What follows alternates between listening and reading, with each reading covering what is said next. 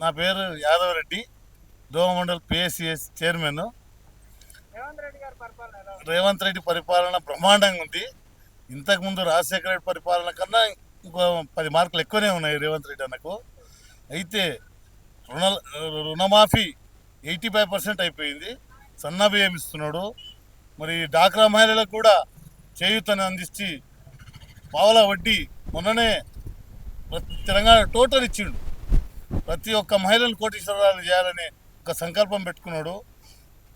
రైతులకు కూడా మొన్న 9 రోజుల 9,000 కోట్లను 9 రోజుల రైతు భరోసా ఇచ్చిండు. చాలామంది హ్యాపీగా ఉన్నారు రైతులు. కాకపోతే అపోజిషన్ వాళ్ళు దుమ్మెత్తున్నారు తప్ప వాళ్ళకి ఎక్కడ సుధరాయించక దుమ్మెత్తి పోస్తున్నారు. కేటీఆర్ పిచ్చోడాయి ఉరుతున్నాడు. కేసీఆర్ అదే పిచ్చోడాయిడు, మెంటల్ క్రాక్ అయ్యాడు. అరే ఇన్ని రోజులు తండ్రి ఎమ్మెల్యే ఎంపీ ఏది మినిస్టర్ ఉన్న రోజులేమో అమెరికాలో ఎంజాయ్ చేసిండు, మరి ఇక్కడ వచ్చి కూడా ఎంజాయ్ చేసిండు. మళ్ళీ వస్తున్నాయనే ఎమ్మెల్యే అయ్యి మినిస్టర్ అయ్యాడు. ఆయనకి బయట తిరగాలంటే ఇన్సల్ట్ ఫీల్ అయ్యి పిచ్చోడై వడుతున్నాడు. ఓన్లీ పిచ్చోడైపోయాడు. వాడికి ముఖం లేదు. కేసీఆర్ గారికి ముఖం లేక బయటికి వెళ్తలేడు. అరే నేను ఇంత ఇన్సల్ట్ అయితే కదా, నేను తెలంగాణ తెచ్చి కదా, తెలంగాణ తెచ్చినాక నన్ను ఓడగొట్టరు కదా అని ఫామ్ హౌస్కి పరిమితం అయ్యి ఇంట్లోకి వెళ్ళి బయటికి వెళ్ళి ముఖం లేకుండా వెళ్తలేడు. ముఖం లేదు బయటికి వెళ్ళడానికి కేసీఆర్.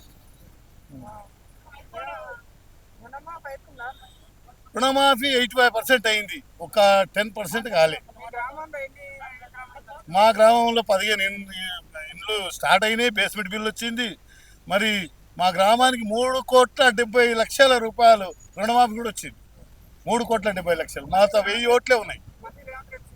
మళ్ళీ రేవంత్ రెడ్డి సీఎం అవుతాడని ఆశిస్తున్నాము, అవుతాడని అనుకుంటున్నాము కూడా.